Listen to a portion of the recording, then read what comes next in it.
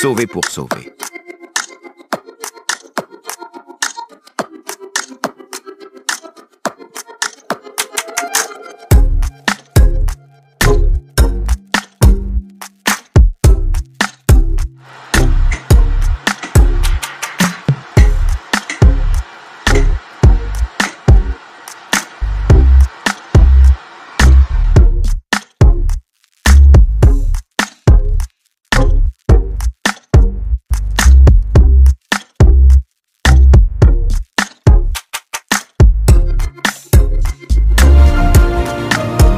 Sauvé pour sauver.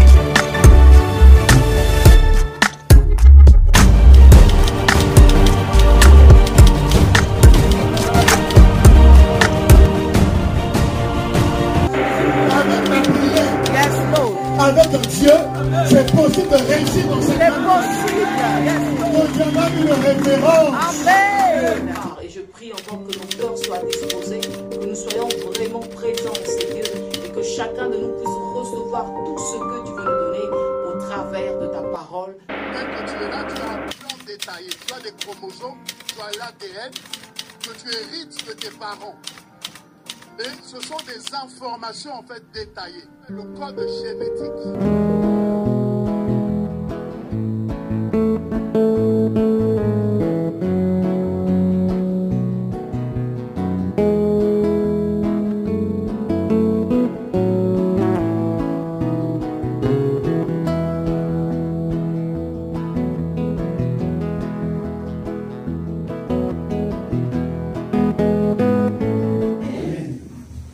Qui est dans la joie d'être vivant. Amen. Qui est dans la joie d'être vivant, je dis. Amen. Si vous n'êtes pas dans la joie, on va faire une chose. C'est qu'on va échanger de place entre vous et quelqu'un qui est dans un coma. On va échanger de rôle, on va échanger de place. Si vous n'êtes pas content d'être vivant, alors on va aller à l'hôpital. On posera la question, est-ce qu'il y a quelqu'un qui veut prendre votre place? Et je crois qu'il y aura plus d'une personne qui voudra être en bonne santé comme vous. Amen. Être debout, respirer, profiter, n'est-ce pas, de cet air, de Amen. Ce vent, ce soleil que nous avons aujourd'hui. Vous savez, on peut ne pas tout avoir, on peut ne pas avoir des châteaux, on peut ne pas avoir des villas ou un compte en banque tellement garni, mais le simple fait de respirer, c'est déjà avoir beaucoup de choses. Amen. Si on vous disait, choisissez tout ce que vous voulez, mais en retour, on vous retire le souffle de vie. Ben, vous allez choisir les châteaux, les maisons, les villas, vous allez choisir la plus grosse voiture, vous allez choisir, je ne sais pas, des milliards sur le compte, mais on vous dit, on vous retire le souffle de vie. Alors, qu'est-ce que ça servirait? Ça servira à quoi d'avoir toutes ces choses-là si vous n'avez pas la vie? Parce que pour conduire, il vous faut la vie. Pour habiter, n'est-ce pas, ce château, il vous faut le souffle de vie. Amen. Pour dépenser, n'est-ce pas, ces milliards-là que vous pouvez avoir dans un compte, il vous faut le souffle de vie.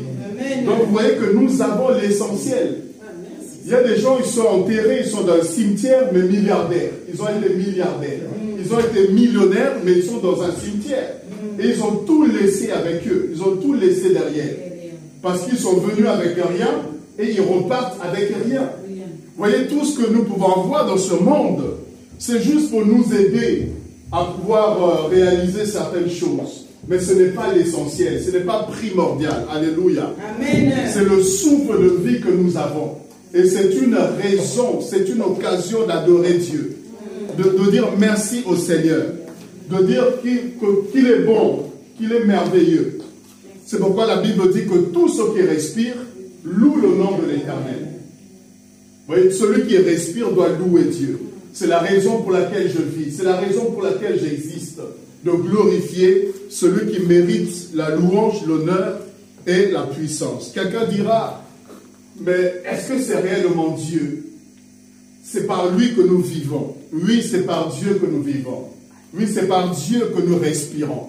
C'est par lui, bien-aimé, que nous sommes en bonne santé.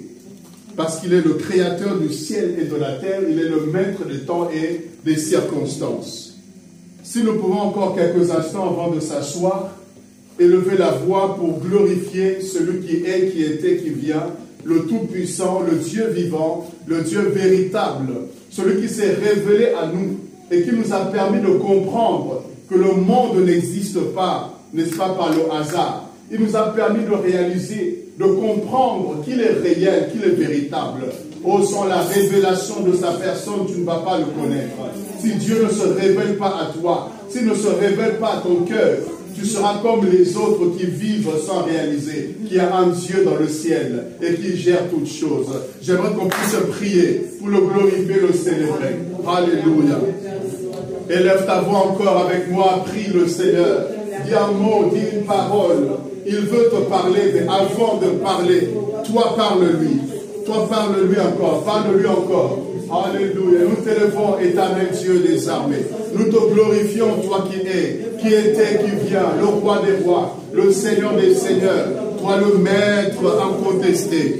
Toi par qui nous vivons, par qui nous avons l'être et le mouvement. Oui, ma vie s'élève pour t'adorer. Ma vie s'élève pour t'honorer, pour te célébrer. Toi, alléluia, qui m'as choisi. Toi qui m'as pris de loin. Toi qui m'as fait grâce de te connaître. Tu m'as fait grâce de pouvoir encore, Seigneur mon Dieu, d'être en bonne santé, d'être en vie en cet après-midi. Voilà pourquoi je veux t'honorer. Je veux te célébrer, te magnifier. Je veux, Seigneur, te dire merci. Merci d'un cœur reconnaissant. Merci d'un cœur, Seigneur mon Dieu. Alléluia. Et prie, Seigneur. Oui, pour toi. Car ma vie t'appartient. Ma vie, Seigneur mon Dieu, oui, t'honore encore. Et je veux être sauvé. Je désire demeurer dans tes voies, demeurer dans ta présence pour être sauvé. Car c'est toi seul qui sauve. C'est toi seul qui sauve. Ce n'est pas l'argent. Ce n'est pas, oh Dieu, les richesses de la terre. Mais c'est toi qui peux accorder le salut. Oui, Seigneur, nous voulons être sauvés.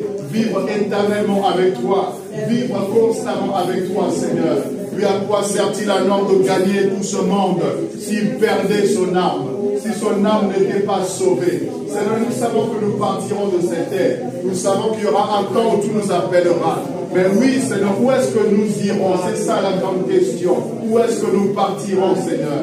Oui, est-ce que nous serons avec toi dans l'éternité, dans la félicité, dans la joie? Ou est-ce que nous serons tourmentés dans le feu éternel? Seigneur, aide-nous à choisir la bonne part. Aide-nous à choisir la vie. Aide-nous à te choisir, toi qui es la vie.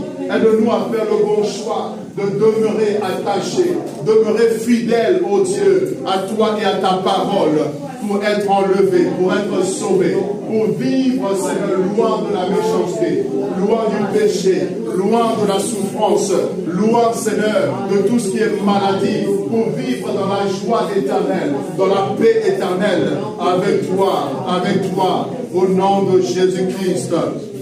Merci, Seigneur, pour Seigneur la présence de chacun d'entre nous, ces lieux. Je prie que tu sois, ô Dieu, en mouvement, en action, que tu parles à nos cœurs, que tu nous transmettes ta pensée, et que nous ressortions de ces lieux complètement, ô Dieu, nourris, complètement fortifiés, encouragés, complètement bénis, totalement bénis, Seigneur, qu'un plus soit ajouté dans la vie de chacun d'entre nous, ici présents, dans le nom merveilleux, glorieux, suprême de Jésus-Christ de Nazareth, celui qui mérite la gloire, l'adoration, la louange, la puissance, la majesté. Il n'en a point d'autre, il est le seul. Il n'en a point d'autre, il est le véritable. Il n'en a point d'autre, il est l'unique. Lui, le seul qui peut, alléluia, toutes choses. Et c'est pour lui que nous sommes là. C'est pour lui que nous sommes déplacés. C'est pour lui que nous avons laissé nos occupations pour passer un moment dans sa présence. Un moment avec lui. Un jour dans ses parvis vaut mieux que 1000 ans ailleurs.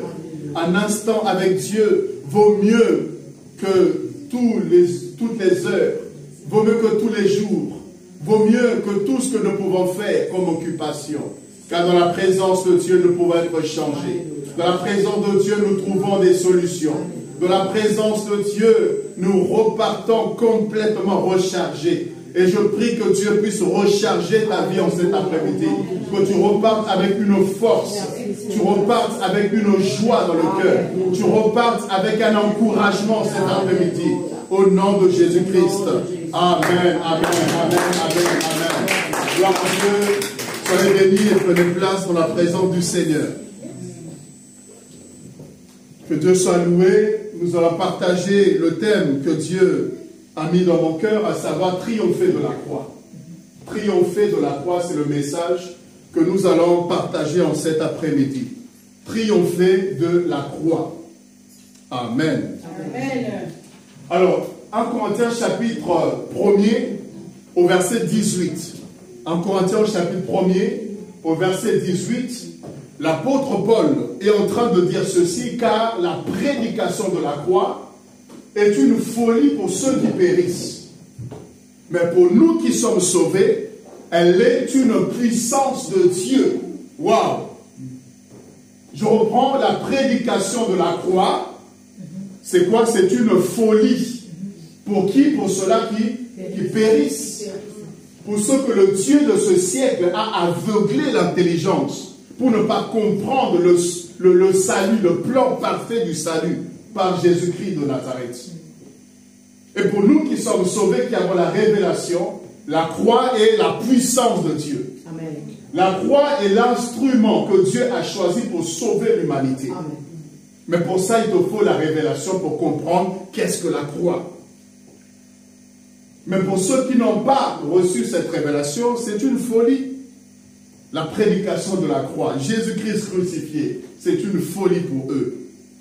Et dans le chapitre 2 du verset 2, toujours de 1 Corinthiens, l'apôtre Paul rajoute encore ceci. Il dit, je n'ai pas voulu savoir parmi vous autre chose que Jésus-Christ crucifié. Il dit, je n'ai pas voulu savoir autre chose. Quand j'étais avec vous, quand j'étais parmi vous, tout ce qui m'a importé, c'était de savoir Jésus-Christ crucifié. Vous voyez, j'aime la précision qu'il apporte. Il dit Jésus-Christ, mais Jésus-Christ crucifié, pas n'importe comment, crucifié. Alléluia. Amen. Parce qu'il y a plusieurs étapes, n'est-ce pas, de la vie de Jésus. Vous avez le Jésus bébé, qui est né, alléluia, qui a grandi. Et vous avez le Jésus crucifié. Ok? Amen. Et vous avez encore le Jésus ressuscité. Et ce n'est pas exactement pareil. Le Jésus bébé n'est pas exactement le Jésus qui a grandi et qui a accompli des choses. Le Jésus qui a marché parmi les hommes n'est pas exactement celui qui a été crucifié. Et celui qui est ressuscité n'est pas exactement celui qui a été crucifié. Est-ce que je me fais comprendre? Amen. Ça veut dire quoi? Je ne dis pas qu'il y a plusieurs Jésus. Je suis en train de dire que c'est le même Jésus, mais selon les étapes, selon les périodes, selon les moments, en fait, ce n'était pas la même configuration. Celui à la croix, il s'est laissé faire. Il s'est livré, il s'est donné. Mais celui qui était sur la terre, il a démontré la puissance. Le bébé n'a rien démontré. Le bébé, il était là et c'est les gens qui sont venus l'adorer. Mais quand il a grandi, il a pu démontrer, confronter la puissance des ténèbres. Mais à la croix, il s'est laissé faire. Vous voyez? Le diable qu'il a chassé tout au long de sa marche sur la terre, mais ce moment-là, ce n'était plus question de démontrer sa puissance. Mais c'était de se laisser, n'est-ce pas, vaincre, en quelque sorte, pour triompher par la résurrection. Alléluia. Amen. Alors, la prédication de la croix, ou Jésus-Christ crucifié, ce message suscite trois réactions. Quand on prêche, on parle de la croix ou de Christ crucifié, il y a trois réactions qui se manifestent naturellement. Vous avez la première réaction, c'est le rejet, le refus. Pour certains, pour qui en fait c'est une folie. C'est une folie pour eux. Et ils se disent en quoi la mort de Christ peut-elle avoir des conséquences sur nous? Qu'est-ce que ça a à voir avec moi? Que Jésus puisse mourir un temps, qu'il soit crucifié quelque part là-bas, qu'est-ce que ça a à voir avec moi? Et pour certains, ça ne les concerne pas. C'est une folie. Et d'autres même se posent la question, est-ce que même Jésus existait? Pour que nous raconte que, voilà, toutes ces histoires, est-ce qu'il a même existé? Il y a des gens qui diront, je ne l'ai pas vu. Mais ce qui m'étonne, c'est que ces mêmes personnes croient que Napoléon a existé. Il croit que Louis XIV a existé. Il croit que, je ne sais pas moi, Robespierre, Jean de La Fontaine, toutes ces personnes, ils croient qu'ils ont existé, mais ils peuvent remettre en question l'existence de Jésus. Vous voyez que c'est paradoxal. Si nous partons du fait que toutes ces personnes qu'on nous décrit dans l'histoire ont existé, alors pourquoi Jésus n'existerait-il pas? On dira que, ben, où sont les preuves? J'en arrive, alléluia. J'en arrive. Mais vous comprenez ici, il y a des gens qui refusent de croire, qui refusent le message de la croix, et qui ne se sont pas concernés par un salut quelconque. Ils se disent, en quoi est-ce que j'ai besoin d'être sauvé? Non, tout va bien chez moi. Je n'ai pas besoin d'être sauvé. Je n'ai pas besoin de sauveur. Tout va très bien. Ça, c'est la première réaction de ceux qui sont incrédules, de ceux qui restent de marbre face à la prédication de la croix, face au message de Jésus-Christ, n'est-ce pas, crucifié. On a beau dire que le sang de Jésus a coulé, il reste, n'est-ce pas, de marbre, parce qu'ils sont incrédules, parce que leur cœur refuse de croire, d'accepter le message du salut. Alléluia. Amen. Heureusement, Dieu laisse le libre arbitre, Dieu laisse à chaque homme de choisir. Celui qui prend cette position, Dieu respecte. C'est pourquoi quand il sera devant le tribunal de Christ, Dieu lui dira quel est le choix que tu avais fait par rapport à ta vie. Et il dira, je t'ai refusé. Et alors, à ce choix, il y a une conséquence qui va se suivre. Il y a une deuxième réaction. Heureusement que tout le monde ne réagit pas pareil. Il y a une deuxième réaction, et celle-ci, c'est des gens qui sont plutôt sceptiques. Ils sont plutôt sceptiques. Ils sont, un temps soit peu, ouverts à l'évangile. Ils peuvent tendre l'oreille et vous écouter. Ils peuvent vous accorder le temps pour écouter ce que vous avez à dire. Mais sans pour autant être forcément convaincus. Ils sont sceptiques. Ils sont hésitants. Ils sont ni pour et ils sont ni contre. Vous voyez? Bon, que Jésus soit mort à la croix, bon, pourquoi pas? Qu'il soit le sauveur, bon. Vous voyez, ils sont ni pour ni contre, ils sont tièdes, ni chauds, ni froids. Et certains vous diront, moi je suis croyant, mais pas pratiquant. Vous voyez, il est croyant, mais pas pratiquant. Donc, en d'autres termes, bon, il est entre les deux. Sceptique, pas engagé, pas totalement, n'est-ce pas, converti. Et il y a ces genres de personnes-là. Et ces personnes-là, c'est très bien. Ils ont juste parfois besoin, comme Thomas, de quelque chose qui va réveiller la flamme qui sommeille en eux. Ils ont juste parfois besoin d'une expérience qui va, n'est-ce pas, réveiller leur foi. Et qui va les emmener cette fois-ci à se positionner par rapport à ceux qu'ils ont expérimentés, par rapport à ceux qu'ils ont vus de la part de Dieu. Amen. Amen. Est-ce que nous sommes là? Amen. Et il y a une troisième catégorie de personnes, c'est ceux, écoutez bien, qui reçoivent la conviction de l'Esprit. J'insiste sur la conviction du Saint-Esprit. Parce que tu ne peux pas croire en Dieu, tu ne peux pas croire, accepter le message de la croix si le Saint-Esprit n'a pas fait un travail de conviction dans ton cœur. Oui, nous sommes sauvés, gloire à Dieu, mais nous ne sommes pas si exceptionnels que ça. On aurait pu être de ceux qui rejettent Christ. On aurait pu être de ceux pour qui c'est complètement de la folie, toutes ces histoires.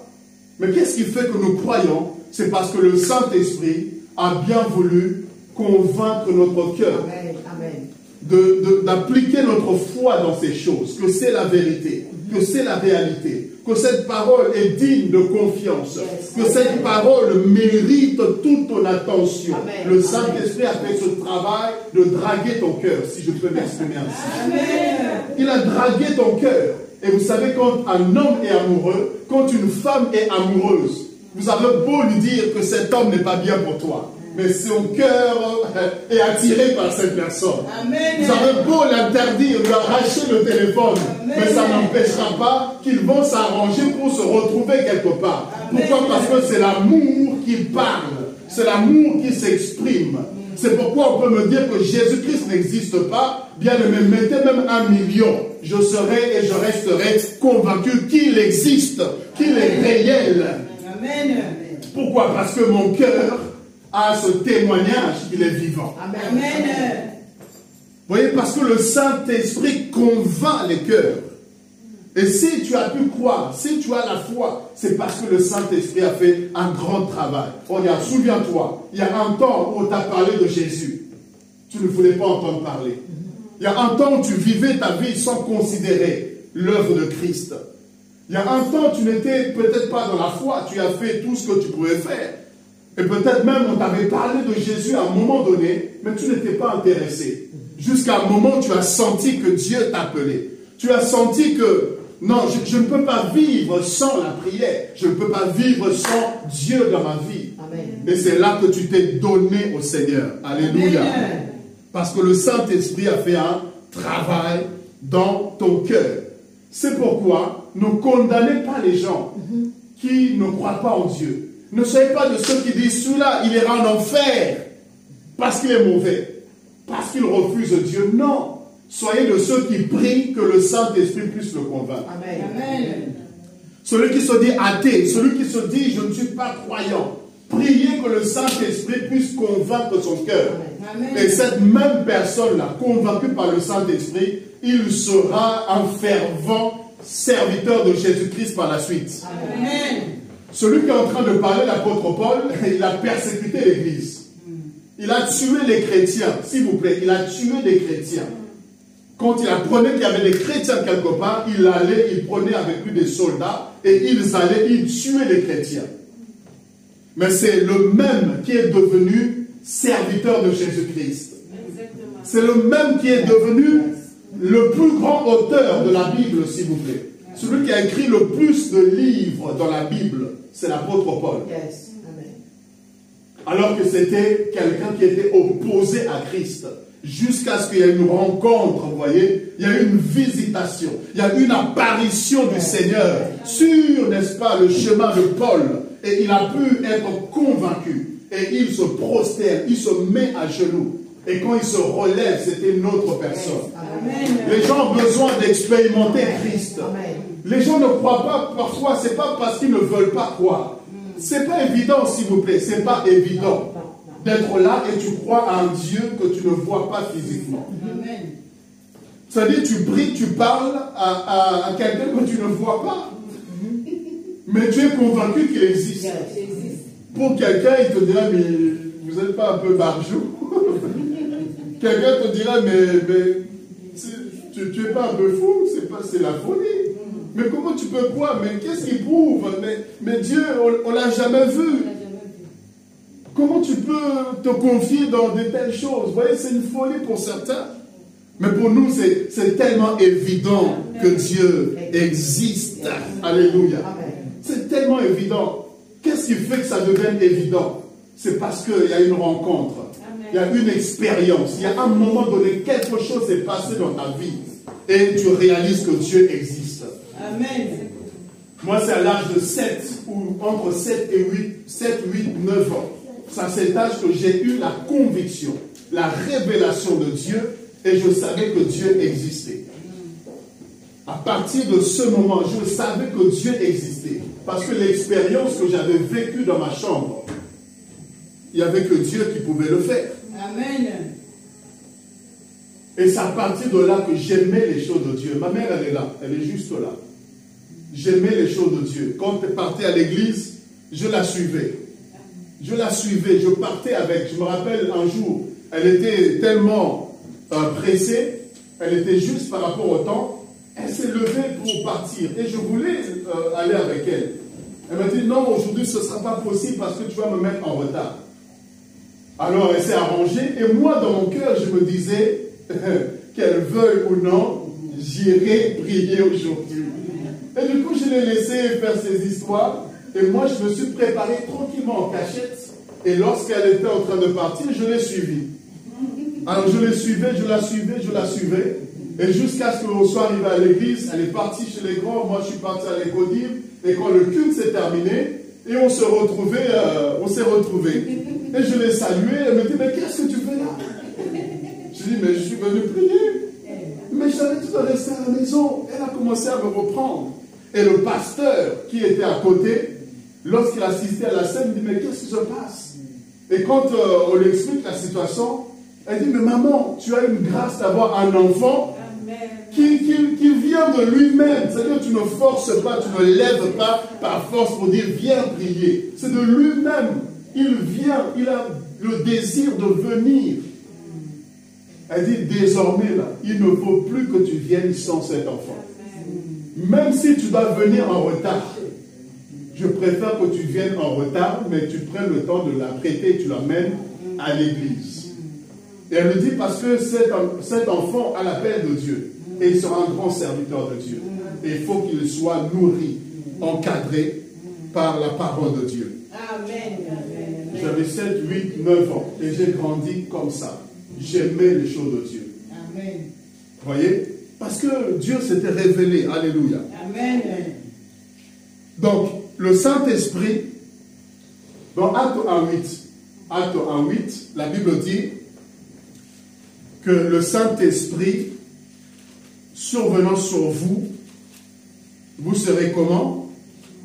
Mes témoins. Jésus dit, quand le Saint-Esprit arrivera sur vous, vous serez mes témoins. Donc, le Saint-Esprit a la responsabilité de faire de nous des témoins de Jésus. Amen. Amen. Il a cette responsabilité de faire de toi un témoin de Jésus. Laissez-moi vous poser une question. Si toi-même tu n'es pas convaincu de Jésus, peux-tu être un témoin véritable? Impossible. Tu ne peux pas témoigner de quelque chose que toi-même tu n'es pas convaincu. Je ne peux pas vous témoigner de quelqu'un qui soit un bon joueur de foot, qui soit un bon musicien, si je ne suis pas convaincu qu'il a un talent. C'est impossible. Donc, le Saint-Esprit vient faire de nous des témoins de Jésus. Mais pour que nous soyons ces témoins-là, il faut au préalable que nous-mêmes nous soyons convaincus que Jésus-Christ est vivant, qu'il est Seigneur, que sa parole est véritable. C'est seulement à ce moment-là que nous serons aussi des témoins, que nous pourrons dire aux gens que Jésus-Christ est merveilleux, que vous avez besoin de Jésus-Christ parce qu'il apporte une paix que le monde ne pourra jamais vous donner. Vous pouvez témoigner de Jésus pour dire qu'il n'y a pas de salut, il n'y a pas de salut en dehors de Jésus. Depuis que je l'ai accepté, ma vie a pris une autre tournure. Il n'y a que comme ça, convaincus, que nous pouvons parler de Jésus, être des témoins. Je vous pose une autre question, qu'est-ce qu'un témoin? Qu'est-ce qu'un témoin finalement? Parce que nous sommes appelés à être des témoins, mais nous devons comprendre, c'est quoi un témoin? C'est qui un témoin? Acte 4, le verset 20. Martine, si tu peux le lire s'il te plaît. Acte 4, le verset 20. On va voir c'est quoi un témoin.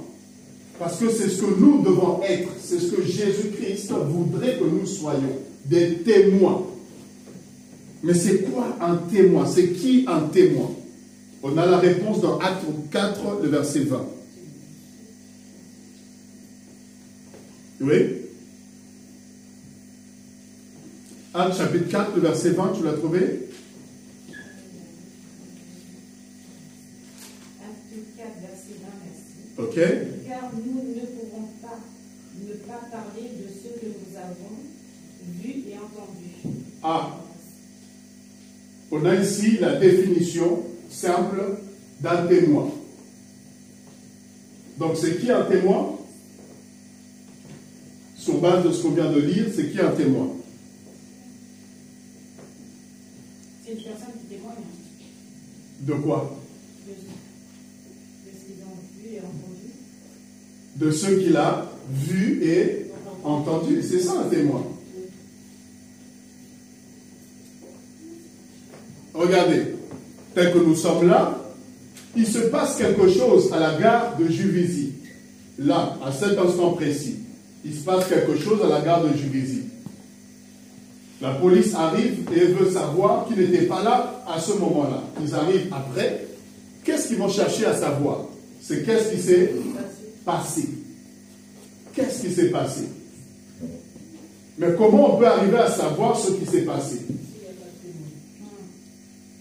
S'il n'y a pas de témoin, ben, on ne saura pas ce qui s'est passé. Mais on peut arriver à savoir ce qui s'est passé par justement les témoins. Le témoignage des gens. Alors, si on cherche les témoins, est-ce que vous pensez qu'on peut venir ici, nous prendre nous, pour expliquer ce qui s'est passé à la gare de Juvisy? Non. Notre témoignage, on a beau vouloir parler, mais notre témoignage n'est pas crédible. Pourquoi? Parce que on n'a rien vu et on n'a rien entendu de ce qui s'est passé. Pourquoi? Parce qu'à ce moment précis, nous sommes ici. Nous ne sommes pas à la gare de Juvisy, nous sommes ici. Donc on ne peut pas être témoin de quelque chose qui se passe là-bas à cet instant précis. Mais il y a des gens qui s'y trouvent, eux pourront témoigner ce qui s'est exactement passé à ce moment-là. Donc vous comprenez que pour être témoin, il nous faut des éléments. Donc, que nous avons vu et ce que nous avons entendu. Et c'est ce que nous allons simplement relater. On ne va pas rajouter, vous voyez, on ne rajoute pas et on n'enlève pas non plus. Nous ne faisons que dire exactement ce qui s'est passé. Si la voiture était rouge, on n'a pas à dire qu'elle est verte. Elle était rouge, il y avait une voiture rouge qui est arrivée et qui s'est garée à tel endroit précis. Vous voyez, le témoignage, c'est de relater exactement ce qui s'est passé. C'est pourquoi la Bible dit, on ne doit ni enlever, ni rajouter de ce qui est écrit. En tant que témoin, on doit être fidèle à la parole de Dieu. Des choses qui ont été annoncées, écrites, nous ne faisons que dire la parole. Nous n'avons pas, bien aimé, à rajouter des choses pour être des témoins fidèles. Maintenant, si tu ne vois rien et tu n'entends rien, de quoi est-ce que tu vas témoigner? Je suis témoin, mais j'ai rien vu et j'ai rien entendu. Tu n'es pas efficace. Maintenant, la question, c'est tu es chrétien, tu es enfant de Dieu, tu es témoin de Jésus-Christ. Alors, comment tu peux être efficacement témoin de Jésus si tu ne vois rien de Jésus et tu n'entends rien de Jésus? De quoi est-ce que tu vas témoigner? Donc, nécessairement, il y a des choses que tu dois vivre. Dis avec moi, expérience. Tu dois expérimenter la Bible au quotidien. Tu dois expérimenter cette parole. Elle doit être vie. Elle doit, comment dire, se manifester. Tu dois avoir des choses que non seulement tu as entendues par la Bible, par les prédications, mais tu dois aussi avoir une part de personnel, d'expérience personnelle, que tu peux, au-delà de la Bible, aussi témoigner aux gens pour qu'ils soient convaincus. Amen. Amen. Il y a des gens qui seront convaincus sur base de ce que tu vas leur parler, de la parole de Dieu. Mais il y a des gens, la parole, ça rentre là, ça sort ici. Ils ont besoin de quelque chose de beaucoup plus authentique. Pas que tu as lu simplement, que tu répètes comme un perroquet. Ils ont besoin de savoir, toi, qu'est-ce qu'il a fait pour toi? Tu me parles de Jésus, c'est vrai, ok? Mais qu'est-ce qu'il a fait pour toi, ce Jésus? C'est quand tu vas commencer à parler de ce qu'il a fait dans ta vie que tu verras que les gens seront beaucoup plus réceptifs parfois. Parce que là, ce n'est pas la Bible, mais là, c'est la Bible que tu as vécue toi-même, que tu as expérimenté. Tu portes en toi les marques de la foi. Moi, je peux vous dire que j'ai des personnes qui peuvent être des témoins que Jésus-Christ est vivant. Des personnes qui ont été malades pour qui j'ai prié que Dieu a guéri. Que ce soit de l'hépatite C, pour qui j'ai prié, ils ont été guéris. Je ne sais pas si tu étais avec moi quand j'ai prêché le pasteur Japheth à Melun. Un enfant qui était sourd. Un enfant qui était sourd, il n'entendait rien. J'ai prié pour lui, Dieu l'a fait grâce, il a été guéri de la surdité. Il a commencé à entendre. Au point où je pouvais partir au fond de la salle et je lui parlais en murmurant, en chuchotant, et il entendait correctement. Et il répétait tout ce que je disais du fond de la salle en murmurant. Alors que ça fait depuis, je crois qu'il avait 9 ans, qu'il est sourd, il n'entend rien. Mais le Seigneur l'a complètement guéri. Amen. Amen. Il y a des femmes stériles pour qui j'ai prié et qui ont donné naissance. Où la médecine, où les médecins ont dit que c'était impossible. Ils avaient tout fait, mais rien n'a marché. Mais par la prière et la foi, ces personnes ont vu le miracle de Dieu s'opérer. Donc, ça, ce sont des choses que ce n'est pas des histoires, c'est du vécu, c'est réel, c'est concret. Il y a une femme qui était paralytique, c'était à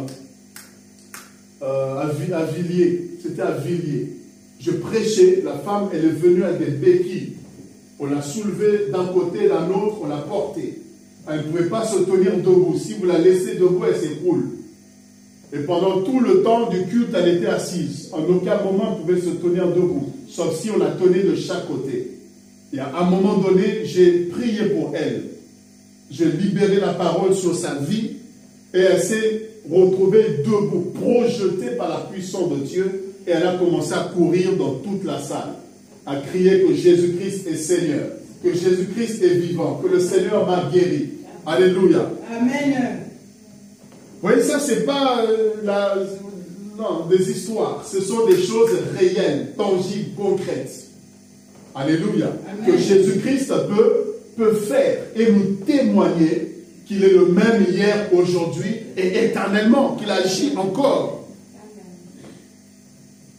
Il n'y a pas très longtemps, une femme qui avait le cancer.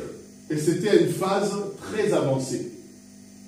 Quand je l'ai croisée, le Seigneur m'a parlé de son cas. Sa fille, j'ai croisé sa fille d'abord. Et Dieu m'a parlé par rapport à ce problème qu'il y avait. Et lorsque j'ai parlé, elle m'a confirmé qu'effectivement, il y avait ce problème, que les médecins ont dit que la maman, il restait quelques jours. Parce que le cancer était déjà à une phase très avancée. Je dis, est-ce que tu crois que Dieu peut la guérir? Amen. Elle m'a dit, en tout cas, là, toute la famille, on est désespérés et on ne sait plus quoi faire. Je dis, par la foi, Dieu peut la guérir. Nous avons prié,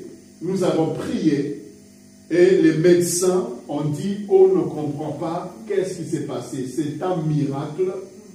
Là, on va vous sortir de l'hôpital parce que, en fait, le cancer a disparu. Amen, amen. Le cancer a disparu. Et elle est sortie de l'hôpital. Au moment où je vous parle, elle est à la maison. Oh, la femme à la maison qui est à l'hôpital, on devait lui faire la chimio sur plusieurs années. Et encore, il n'était même pas sûr que ça puisse marcher. Mais elle était guérie, c'est fini, plus de médicaments, plus rien, en bonne santé. Amen. Amen. Amen. Et je peux vous raconter plusieurs comme ça témoignages, plusieurs expériences. Vous voyez, on doit aspirer, c'est possible, amen, de vivre Dieu, c'est possible. Si tu as une relation dans la prière, dans l'intimité avec Jésus, il peut te parler. Il peut se révéler à toi. Tu dois désirer, tu dois vouloir l'entendre. Le mal est qu'on veut que d'autres l'entendent à notre place. On veut que d'autres expérimentent Dieu et que nous le vivions au travers des autres. Non, il est aussi ton Dieu. Si tu t'enfermes dans ta chambre, tu le pries, il peut se révéler à toi. Il peut se révéler à toi. Il n'y a pas des gens spéciaux, n'est-ce pas, à qui Dieu parle, ou une élite, à qui Dieu se révèle ou avec qui il agit seulement. Non, il veut le faire avec chacun d'entre vous. Amen. Amen. Il faut juste l'aimer, il faut juste être passionné de lui. Et il va vous utiliser puissamment. Amen. Pour être des témoins, bien aimé. C'est pour être des témoins. Tu seras un témoin efficace. Et il doit arriver à un moment donné, comme ça m'est aussi arrivé. C'est-à-dire que tu es en face de quelqu'un, tu lui parles de Jésus, et il dit que, oh bon, c'est des histoires. Et je peux même lui raconter ces témoignages que je viens de faire là. Il dira, moi j'étais pas là, j'ai pas vu ça moi. Qui me dit que c'est vrai ce que tu me racontes? Je veux bien croire, mais qui me dit que c'est vrai? Vous savez qu'est-ce qui s'impose ici? Devant une telle personne, c'est là, maintenant, c'est à l'instant T. Il doit avoir une démonstration de la puissance de Dieu au moment là, à ce moment-là. Amen. Amen. Est-ce que vous me comprenez? Il y a des gens bien-aimés, tu vas leur parler. Mais la seule chose qui peut arriver à bousculer leur croyance, c'est comment Dieu va t'utiliser à ce moment-là. Et ça va marquer la personne. Tu vas pas le raconter, non, tu vas laisser le Saint-Esprit t'utiliser pour ce moment précis. Qu'il vive quelque chose, une expérience qu'il n'a jamais vécue. Et là, il ne pourra pas dire que non, non, c'est réel, c'est là, c'est en direct, c'est en live, c'est devant toi. Amen. Amen. Je me suis retrouvé en face de quelques personnes comme ça. Et là, je dis, Seigneur, s'il te plaît, fais-moi grâce que cette personne puisse te connaître. Utilise-moi pour que son cœur soit touché, soit convaincu. Et à ce moment-là, le Saint-Esprit m'a utilisé pour dire à la personne, nous sommes que tous les deux. Il n'y a personne d'autre ici. Nous sommes que tous les deux. Et ce qui va se passer maintenant, tu ne pourras pas dire le contraire. Je dis là, à l'instant précis, voici ce qui s'est passé dans ta vie. Il y a exactement 15 ans, il y a eu telle chose qui s'est passée. Il y a eu telle chose. En fait, Dieu m'a donné des informations par la révélation pour donner ces informations à la personne. Et se rendre compte qu'en fait, je ne pouvais pas savoir toutes ces choses si ce n'était pas Dieu qui me révélait cela. Et quand je lui parle, il y a un moment, il se dit, non, c'est sûrement quelqu'un qui l'a raconté. Il me dit, mais tu es sûr qu'on ne se connaît pas? Est-ce que tu ne connais pas quelqu'un qui me connaît? Je dis, mais non, je ne te connais pas, on ne s'est jamais vu. Je dis, ok, on va faire encore mieux. On va faire encore mieux. Je ne vais pas te raconter ce qui s'est passé il y a 15 ans. Mais là, c'est maintenant, ici, maintenant. Et Dieu m'ouvre son cœur. C'est-à-dire, j'avais la capacité de lire son cœur. Et je pouvais lui dire ses pensées.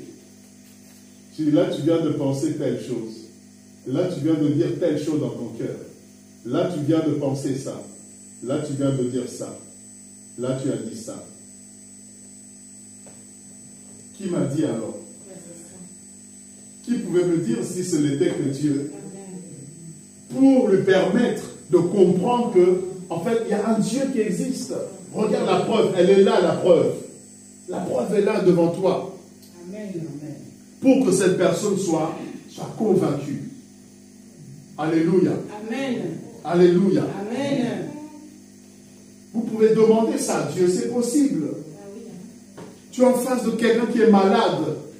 Tu peux lui raconter toutes les histoires que tu veux. Mais à un moment donné, si tu pries pour cette personne et qu'il est guéri, je ne pense plus qu'il va douter encore. Je ne pense pas que cette personne va... Non, non, non. Il a été guéri. Il va dire, attends, avant j'avais ce problème, j'avais cette maladie, mais après la prière, là, je sens que je ne suis plus malade. Donc c'est que forcément, ça existe. C'est que forcément, ce Dieu-là est réel. Et ainsi, vous pouvez être des témoins puissants de Jésus-Christ de Nazareth. Amen. Amen. Je te donne ce devoir. Tu vas demander à Dieu, non pas seulement de parler de lui, mais qu'il te donne la capacité de pouvoir démontrer qu'il est vivant. Alléluia. Amen. Alors, qu'est-ce qu'un témoin encore? Le Romains 8, le verset 16. Romains chapitre 8, le verset 16. Romains chapitre 8, au verset 16.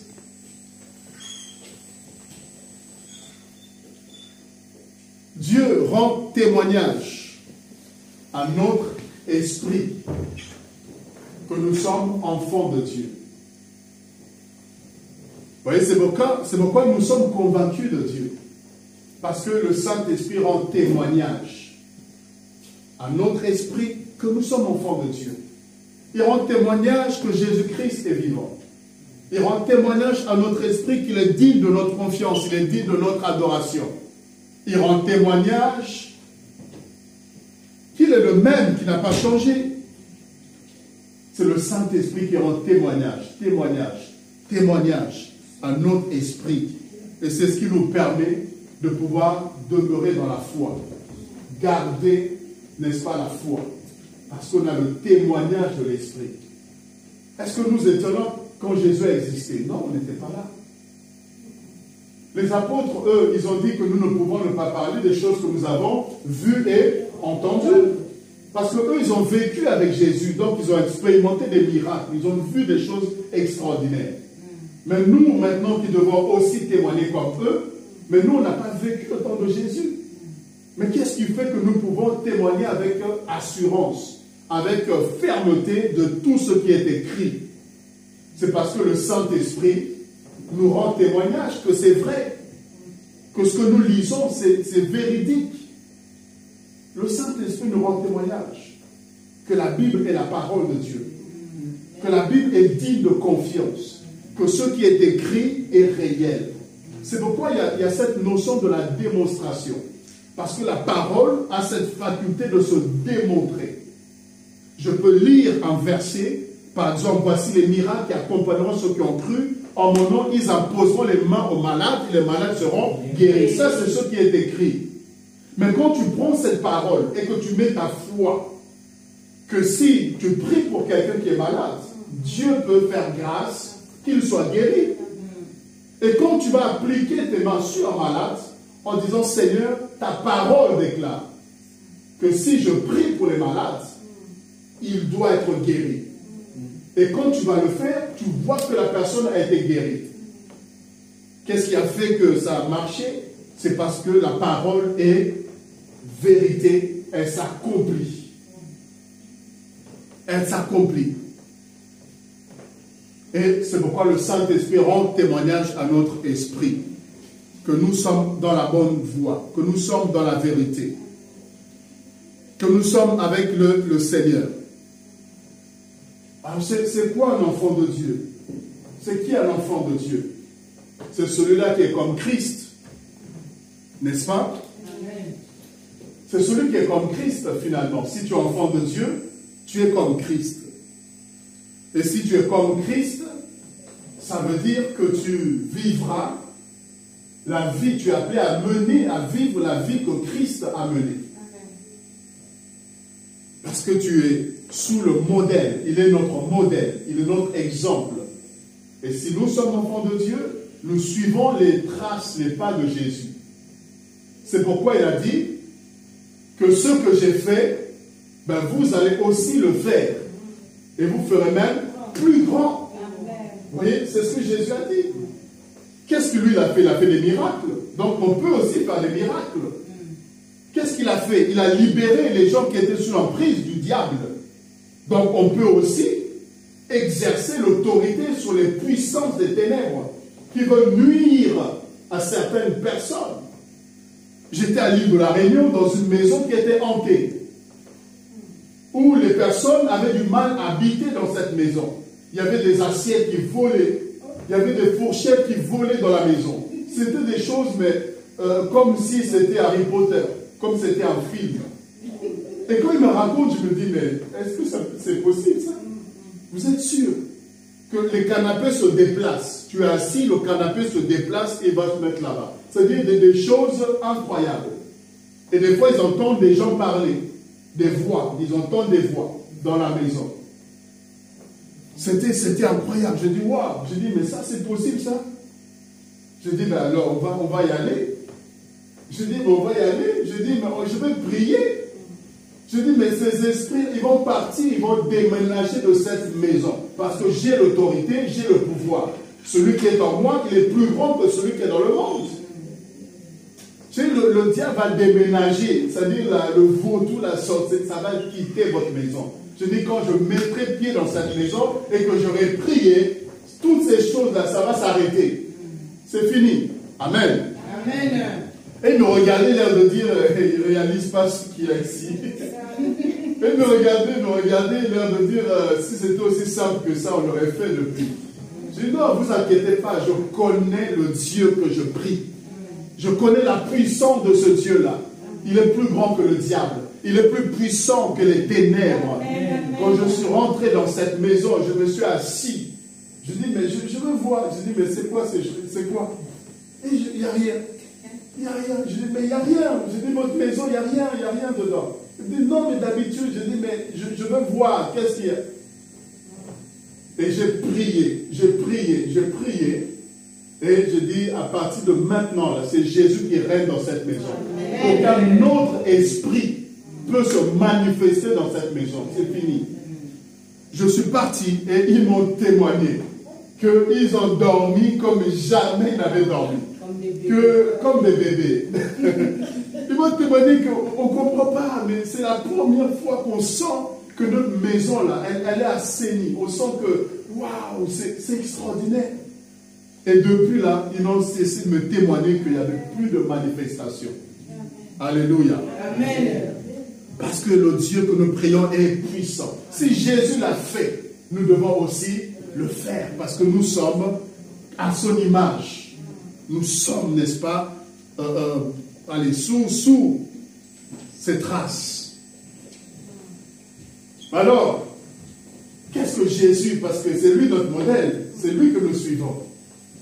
Et lui-même a suivi le Père, parce que tout ce que Jésus a fait, c'est ce qu'il a vu le Père faire, et il a manifesté. Et nous qui sommes ces petits frères de Jésus, enfants de Dieu, ben nous suivons aussi la voie de Jésus. Alors très rapidement pour terminer, Jésus-Christ n'a pas eu seulement des moments où il a fait des miracles, où il a marché sous les eaux.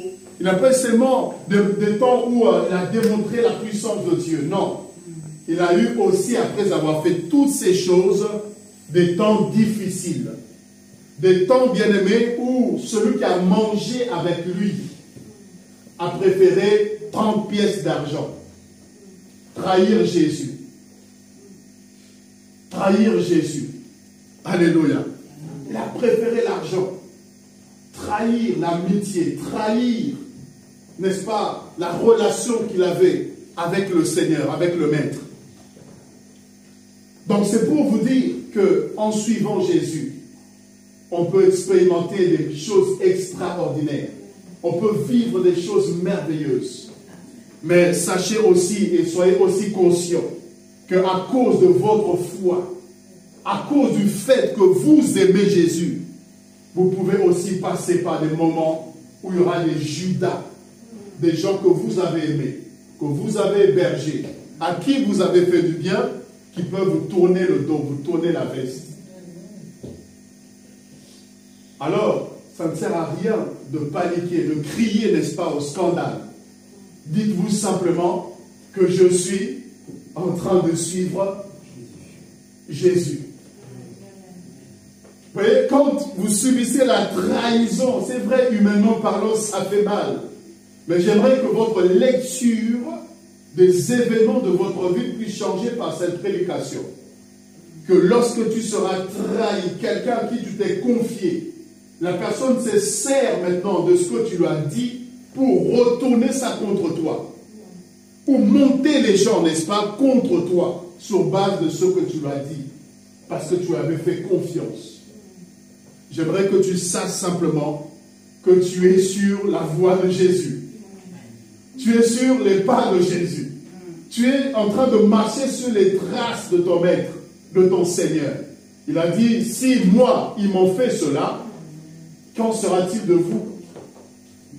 Jésus nous a prévenus. Si lui, on l'a fait passer par certaines choses, mais nous aussi, nous passerons par ces choses-là. Le problème, c'est que nous ne sommes pas suffisamment conscients.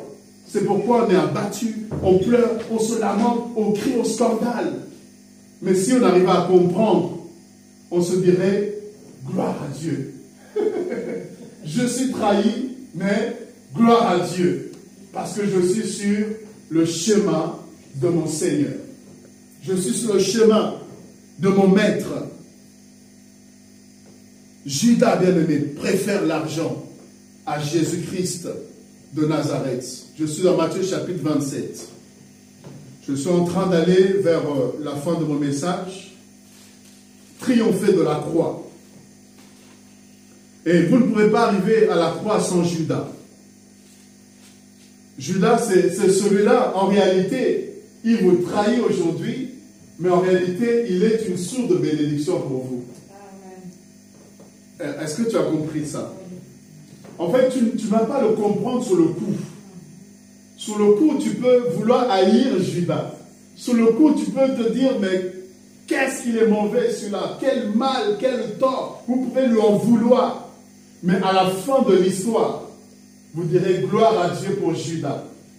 Parce que sans Judas, en fait, il n'y aurait pas tout ce que vous allez avoir par la suite. C'est-à-dire le mal qu'on a voulu vous faire. Il y aura un temps, vous allez remercier les gens qui vous ont fait ce mal-là. Les gens qui ont parlé sur vous. Les gens qui ont comploté sur vous. Il y a un temps, vous allez finalement remercier ces personnes. Parce que vous allez vous rendre compte que Dieu s'est servi d'eux pour vous emmener là où vous allez arriver. Ah, est-ce que je prêche à quelqu'un? Amen. Les gens peuvent vouloir te faire du mal là maintenant, mais Dieu, en fait, qui est un Dieu de parcours, il va se servir de cette situation pour, n'est-ce pas, te faire grandir, t'élever, pour te bénir, pour te sortir de là fort, plus fort que jamais, pour te sortir de là avec une sagesse. Je comprends que je ne peux pas me confier à tout le monde. Donc la trahison de cette personne t'a donné un niveau de sagesse plus élevé. Et désormais, tu sais qu'il faut faire attention, ne pas s'ouvrir à tout le monde. Et tu as gagné en sagesse. Alléluia. Amen. Amen. Quelqu'un est béni? Amen. Et regardez, Judas, après avoir pris l'argent, il n'a rien fait avec. Il rentre avec le remords. Le remords. Et j'aimerais te dire, toute personne qui est comme un Judas dans ta vie sera pris de remords. Sera touché par le remords. Parce qu'on ne touche pas un enfant de Dieu et rester tranquille. Parce qu'ils ont un Dieu qui combat pour eux. Quand toi tu pleures, le ciel ne se réjouit pas. Quand toi tu es touché, quelqu'un t'a blessé profondément, quelqu'un t'a fait du mal, t'a causé du tort, laisse-moi te dire que le ciel ne se réjouit pas.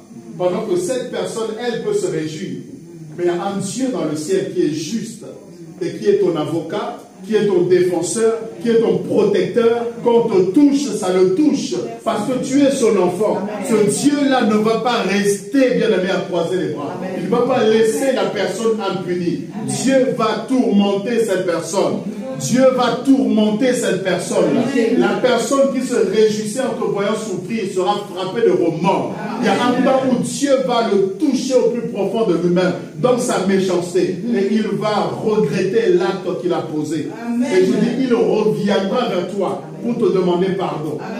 Toute personne qui a eu à blesser ton cœur sera touchée par un remords et viendra vers toi pour te demander pardon. Donc, je suis dans Matthieu chapitre 27 et je vais vous retracer juste quelques voies par lesquelles Jésus-Christ, n'est-ce pas, est passé. Vous voyez au verset 3, donc on a parlé de Judas frappé de remords.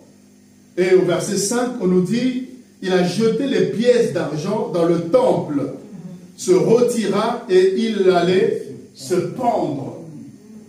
Ce qui m'intéresse ici, pendant que je méditais ce passage, le Saint-Esprit m'a dit ceci. Judas a pris cet argent, non seulement qu'il a eu le remords, mais il est allé dans le temple et il a jeté cet argent. Il n'a pas jeté cet argent n'importe où, il l'a jeté dans le temple. Et je veux déclarer à quelqu'un, je veux annoncer à une personne qui m'entend cet après-midi, que tout ce que Judas a retiré, il le jettera, il le remettra. Amen. Pas n'importe où, au temple. Et toi, tu es le temple du Saint-Esprit. Amen. Tu es le temple du Saint-Esprit. Ça veut dire la joie que Judas a, n'est-ce pas, volée par sa trahison, il remettra cela au temple de Dieu que tu es. Amen. Il remettra, Dieu remettra la joie. Dieu va remettre, n'est-ce pas, la paix que tu as perdue à cause d'une certaine personne. Tu vas retrouver cela. Amen. Retrouver tout ce que tu as perdu. J'avance, je suis au verset 11. Jésus comparut devant le gouverneur qui l'a interrogé en ces termes. Es-tu le roi des Juifs? Jésus lui répondit, tu le dis. Il est devant le gouverneur qui lui pose la question, es-tu le roi des Juifs? Et logiquement, il doit commencer à entrer dans un récit où il doit démontrer, convaincre le gouverneur qu'il est réellement. Mais Jésus dit, je le suis. Il ne rentre pas dans un débat, il ne rentre pas dans des discours pour démontrer, prouver, tout, non, se justifier, non. Il dit simplement, je le suis. J'aimerais dire à une personne que tu peux passer par des tribunaux des hommes qui t'accusent injustement, faussement comme Jésus. Il était le roi des Juifs, oui, il était.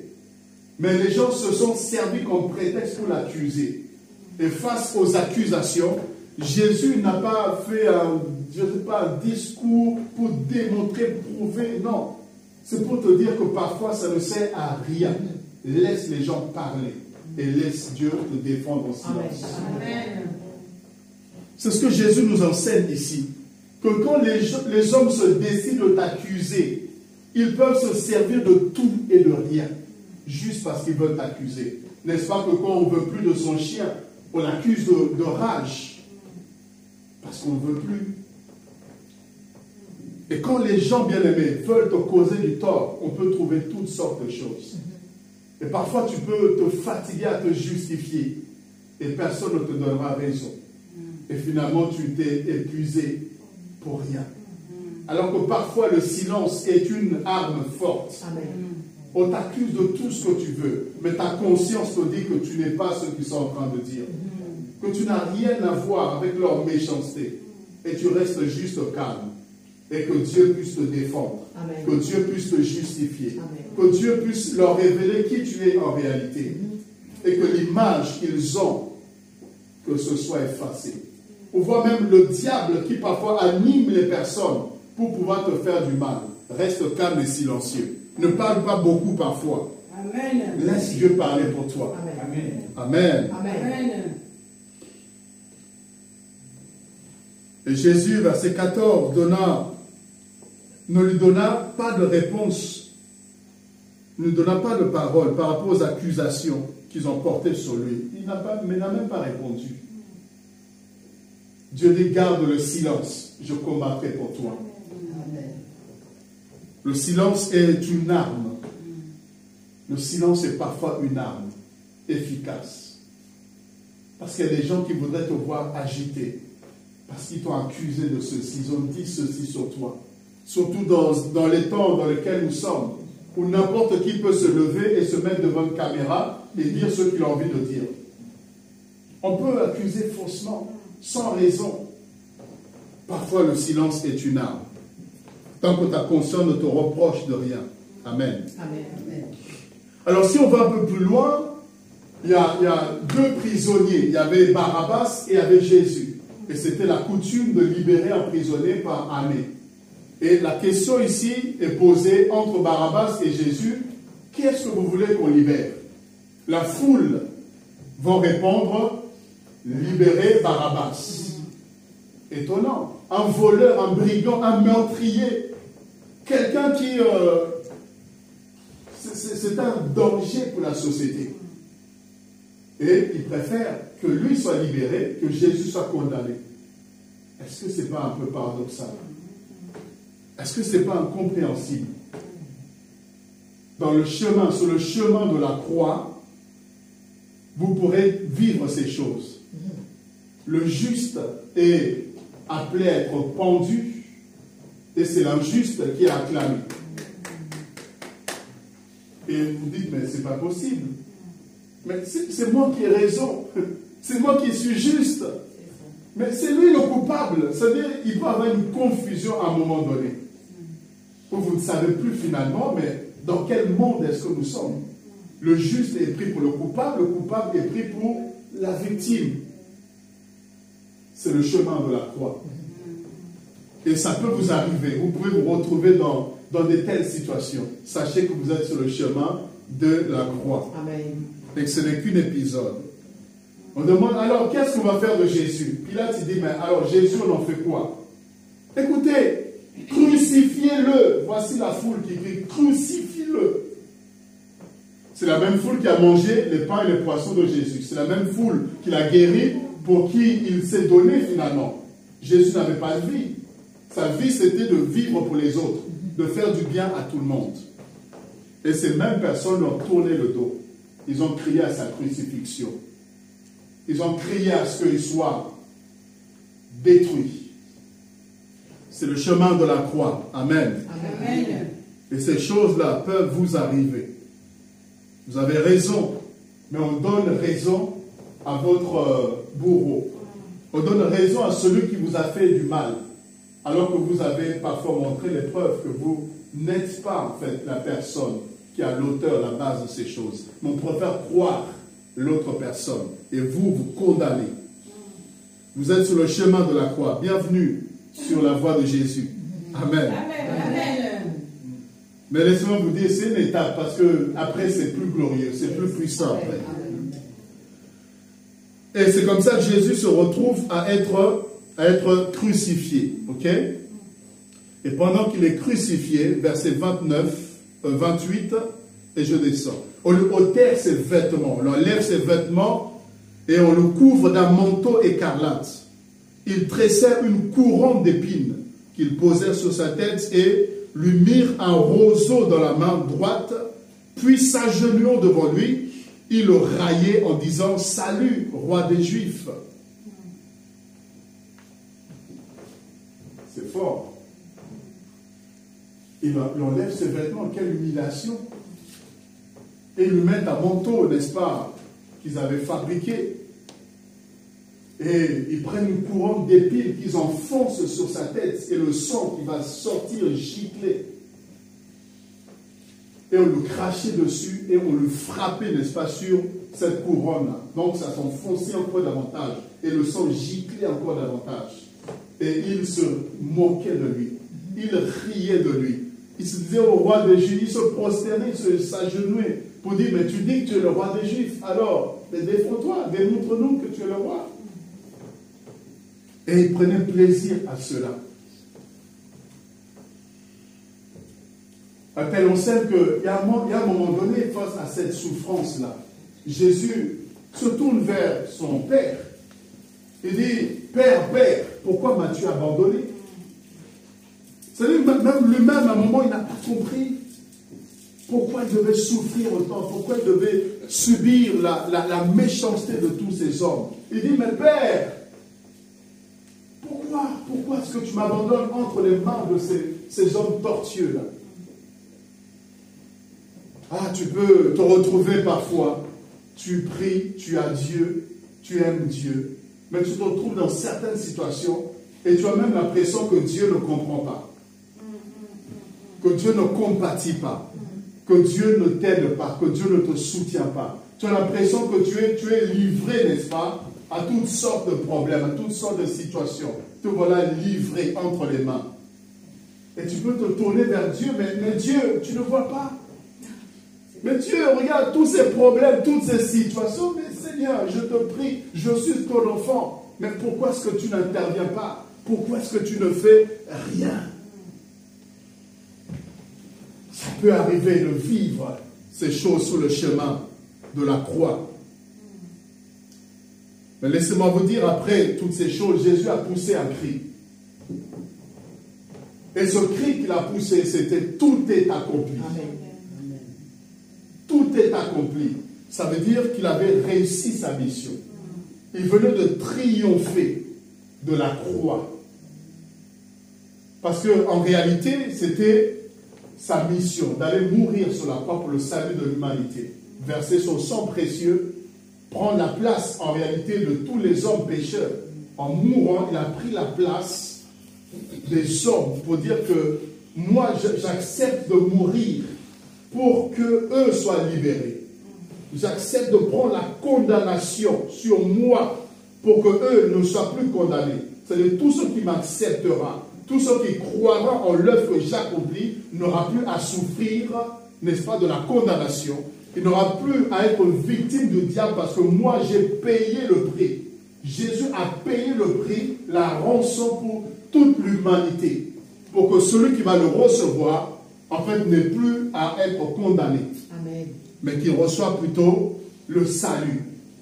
Et il aurait pu abandonner face à la souffrance qu'il endurait. Mais il a fini par aller jusqu'au bout et il a crié, a poussé un cri de victoire. Tout est accompli. C'est ce cri de victoire-là qu'il pousse à la fin. Tout est accompli. J'ai tout réalisé. J'ai tout remporté. Et je veux te dire que tu vas triompher, quelle que soit la méchanceté des hommes. C'est ça mon message. Quel que soit, bien aimé, tout ce que la croix peut représenter dans ta vie comme souffrance, comme mépris, ça peut être l'humiliation. La croix peut prendre plusieurs formes selon les personnes. Tu peux être rejeté de ta famille à cause de ta foi. C'est une croix. Tu peux, n'est-ce pas, subir l'injustice là où tu es parce que juste tu pries. Parce que tu es chrétien et tout le monde s'arrange à ce qu'on puisse t'écarter, t'isoler. Pourquoi? Parce que quand eux ils critiquent, toi tu n'es pas dedans. Parce que quand eux ils se mettent ensemble à comploter pour détruire, nuire à quelqu'un, toi tu ne te mets pas avec eux. Ils se disent pour qui est-ce qu'elle se prend? Pour qui est-ce qu'il se prend? Parce que tu es différent d'eux. Et on peut vouloir juste t'isoler parce que tu pries. Et la victoire que Christ a accomplie, c'est pour te montrer que toi aussi tu peux triompher de toutes sortes de croix, la méchanceté des hommes, tout ce qu'on peut te faire subir, comme moquerie, les injures, les railleries, le mépris, l'humiliation, tout ce que les hommes peuvent vouloir, n'est-ce pas, mettre en place pour nuire à ta vie, tu peux aussi garder ton cœur pur. Tu peux garder ton cœur pour Dieu et dire à un moment donné que tout est accompli. J'ai réussi. J'ai gardé ma foi. La méchanceté des hommes n'a pas détruit, n'est-ce pas, mon cœur, mon amour pour Dieu. L'humiliation que les hommes ont pu me faire subir par le chemin de la croix, ça ne m'a pas éloigné de mon Jésus. Il y a un temps, bien aimé, tu dois pousser ce cri. Ce cri, tu as réussi. Comme l'apôtre Paul, à la fin de sa vie, il dit, j'ai combattu le bon combat. Il dit, j'ai remporté la victoire. Il dit, le bon combat, c'est que j'ai gardé ma foi. J'ai réussi à porter ma croix jusqu'au bout. Et c'est à ça que nous sommes appelés. Qu'aux derniers instants de nos vies, pour terminer, que nous puissions dire, tout est accompli. Amen. J'ai été sur une terre avec tellement de méchanceté. Tu peux faire du bien aux gens, les mêmes personnes derrière qui pensent autre chose de toi. Tu peux te dépouiller, c'est-à-dire donner ton manteau à celui qui a froid. C'est la même personne qui dira que tu es mauvais. Et dans tout ça, bien-aimé, dans tout ça, il faudrait qu'à la fin, tu dises que j'ai vaincu. Amen. J'ai triomphé. J'ai gardé la foi. J'ai gardé l'amour pour Dieu. J'ai gardé mon cœur, n'est-ce pas, rempli d'amour, que les hommes ne m'ont pas rendu méchant. Les hommes ne m'ont pas rendu aigri, ne m'ont pas rendu amer. Mais malgré tout ça, j'ai su m'appuyer sur Dieu. Et je peux triompher de la croix. Amen. Triompher de la croix, triompher de la croix. Triompher de la croix, tu dois triompher de la croix. C'est ça qui doit être retenu à la fin, c'est que tu as triomphé de la croix. Bats-toi pour triompher de la croix. Dis-toi que tout ce qui arrive, c'est le chemin de la croix. Toute souffrance, tout ce que tu peux endurer, c'est le chemin de la croix. Et Dieu pour te glorifier, Dieu pour te couronner, Dieu pour t'élever ou pour t'emmener à vivre certaines bénédictions, il fait passer par le chemin de la croix. Parce que le Jésus qui a été crucifié, il a été ressuscité. Et quand il est ressuscité, c'est une autre dimension. Il pouvait apparaître aux gens, il pouvait faire des choses extraordinaires. C'était une autre dimension supérieure.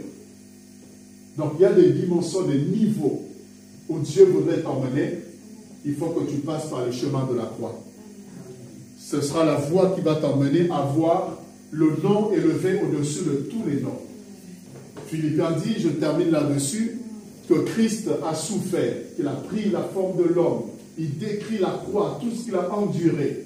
Et le résultat, c'est que Philippiens, l'apôtre Paul donc dit que c'est pourquoi qu'il a reçu le nom qui est élevé au-dessus de tous les noms, afin qu'au nom de Jésus, tout genou fléchisse et que toute langue confesse qu'il est Seigneur. Donc ce n'est pas le chemin de la croix, le fait d'avoir supporté et d'avoir remporté la victoire, qu'en récompense, il reçoit cette autorité. Il y a une investiture. Il reçoit le nom au-dessus de tout le nom. Un pouvoir suprême à telle enseigne que tout genou doit fléchir devant lui. Pourquoi? Parce qu'il a accepté la croix et il a triomphé de la croix. Et j'aimerais te dire qu'il en sera ainsi pour toi. Si seulement tu acceptes le chemin de la croix, tu triomphes de la croix, il y aura des gens qui viendront s'incliner devant toi, se prosterner pour reconnaître qu'on t'a fait du mal, mais tu as toujours été bon. On t'a souhaité le mal, mais on s'est rendu compte que tu as une protection. On a voulu détruire ta vie, mais ça n'a jamais marché. Et nous reconnaissons que ton Dieu est grand. Nous reconnaissons que non, tu es véritablement protégé. Il y a des gens qui viendront vers toi. Amen. Amen. Tu l'as triomphé de la croix. Ne laisse pas la croix te faire abandonner. Ne laisse pas tout ce que tu peux subir t'éloigner de Dieu. Non, persévère, accroche-toi. Parce que derrière, il y a les grandes choses. Après la pluie, vient souvent le bon temps. Et après la croix, vient la résurrection. Vient la gloire. Vient le salut. Vient des grandes choses. Après des moments de souffrance, il y a des moments de gloire que Dieu a réservés pour toi. Amen. Nous allons passer juste à la Sainte Seine. Nous avons fini pour la prédication. Nous allons partager le repas du Seigneur. Nous allons prendre, n'est-ce pas, le pain et nous allons prendre, n'est-ce pas, ce jus de raisin pour se rappeler justement